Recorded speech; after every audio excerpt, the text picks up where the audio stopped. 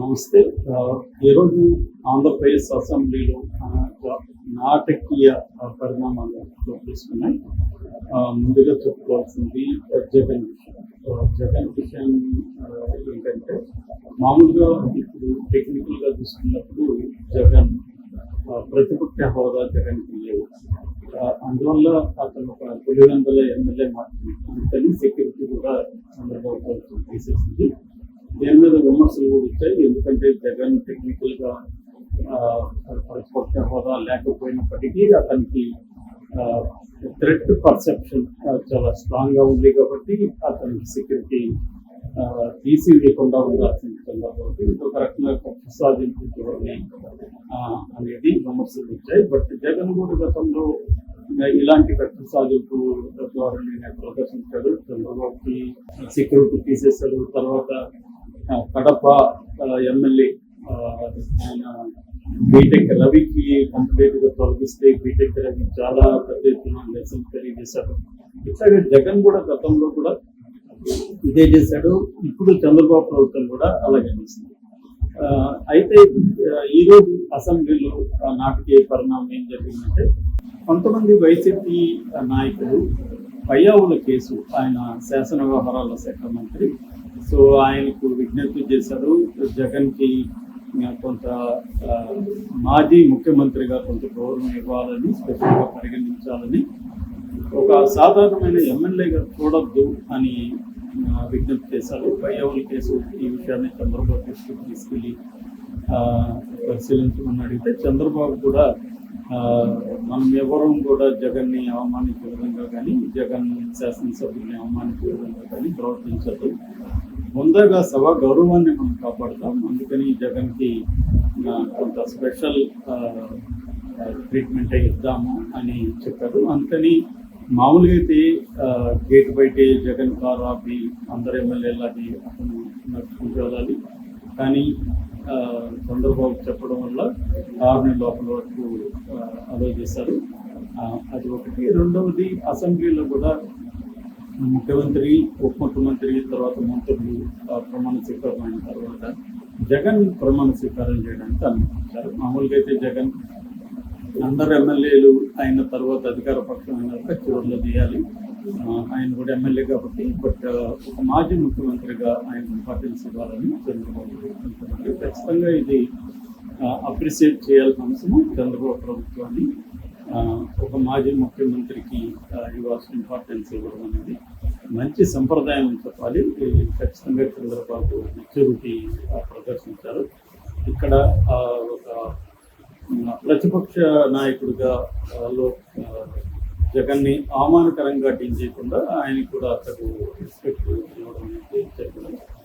రాజకీయ విమర్శలు ఎలా ఉన్నప్పటికీ జగన్ ఖచ్చితంగా ఒక మాజీ ముఖ్యమంత్రిగా నేను చూడాల్సి ఉంటుంది. ఆ రకంగా చంద్రబాబు డీల్ చేయడం అయితే బాగుంది.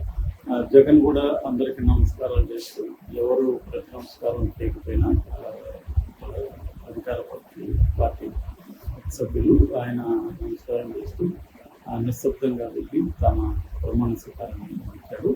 ఇక చంద్రబాబు విషయాన్ని చెప్పుకుంటే, చంద్రబాబు 2019 నవంబర్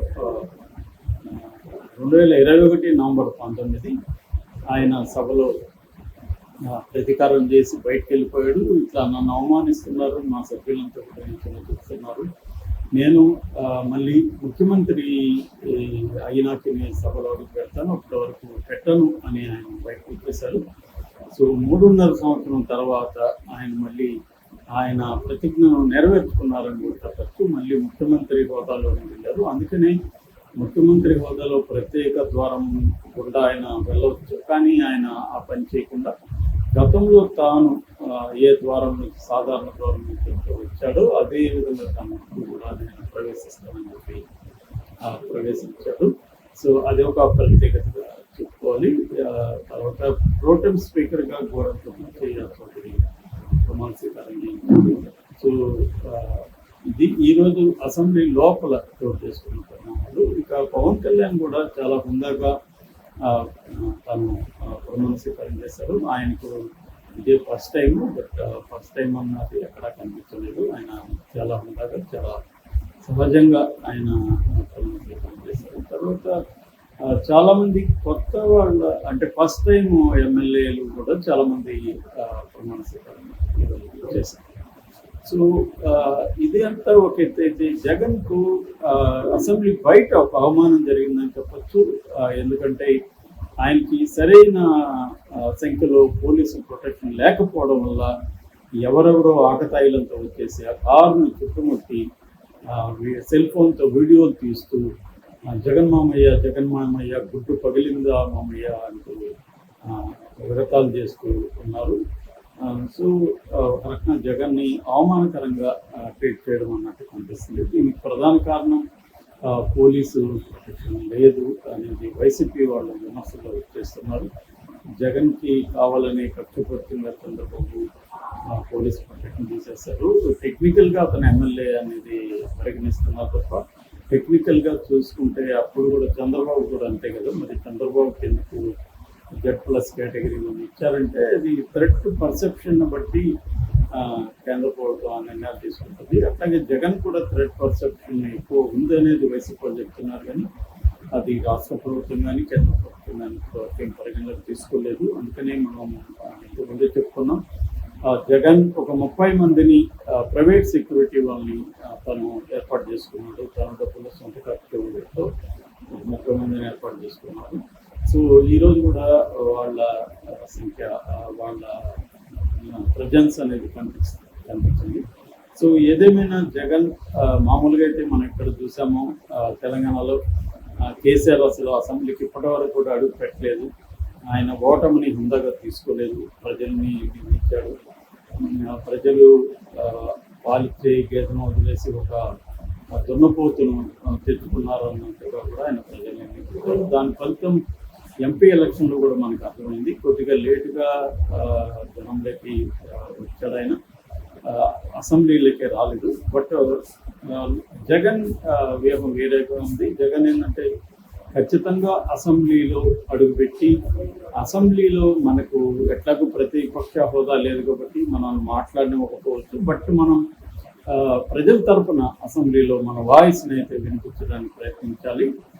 ఎందుకంటే 40% ఓటర్లు మనం సపోర్ట్ చేశారు. ఈ ఎన్నికల్లో దాదాపు 40% ఓట్ల షేర్ మనకు వచ్చింది. కాబట్టి మనం ప్రజల తరఫున పోరాడాలి. ఎందుకంటే ఈ ప్రభుత్వం అనేక హామీలు ఇచ్చి అధికారంలోకి వచ్చారు. సో ఈ హామీలను నెరవేర్చే విధంగా మనం చూడాల్సిన అవసరం, మనకి కర్తవ్యం మన మీద ఉంది. కాబట్టి మనం అసెంబ్లీ లోపల ఖచ్చితంగా మన వాయిస్ని వినిపించడానికి ప్రయత్నిద్దాం. ఒకవేళ మనల్ని మాట్లాడనేమని పరిస్థితుల్లో నిరంకుశంగా డీల్ చేసే పరిస్థితుల్లో ఉన్నప్పుడు అది ప్రజలకి తెలియజేసి మనం బయటకు వచ్చేద్దాం. బయట ప్రజల్లో ఉండి మనం ప్రజల తరఫున పోరాడదాం, నిలదీద్దాం అని నిన్న జగన్ వైసీపీ విస్తృత స్థాయి సమావేశంలో మాట్లాడాడు. సో క్లియర్గా జగన్ స్ట్రాటజీ మనకు అర్థమవుతుంది. అదేంటంటే మనకి 2014-19 మధ్య కూడా మనం చూసాము.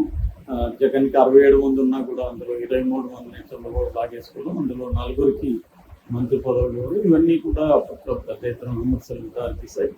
సో అప్పుడు కూడా జగన్ 20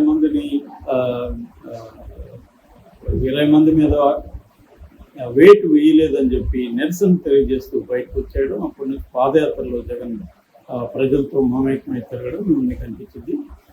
అట్లాగే చంద్రబాబు కూడా ఇందాక నేను చెప్పుకున్నట్టుగా 2021లో చంద్రబాబును కూడా చాలా నీచంగా మాట్లాడటం, వ్యక్తిగతంగా చంద్రబాబుని అటాక్ చేయడం, అవన్నీ కూడా మనం చూస్తాం. ఖచ్చితంగా అది వైసీపీ చేసి ఉండాల్సింది కాదు.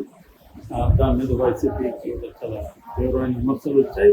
సో ఒకటేంటంటే మనం ప్రతిపక్షాన్ని ఇబ్బంది పెట్టగలుగుతున్నామని ఒక రివెంజ్ మోడ్లో వాళ్ళు ఆనందించొచ్చేమో, కానీ అది ప్రజలు గమనిస్తుంటారు. ఎవరు ఎట్లా హుందాగా ప్రవర్తిస్తున్నారు, అధికారం ఇచ్చిన దాన్ని, ఆ అధికారాన్ని ఎలా వినియోగిస్తున్నారు అనేది ప్రజలు ఖచ్చితంగా ఆలోచిస్తుంటారు.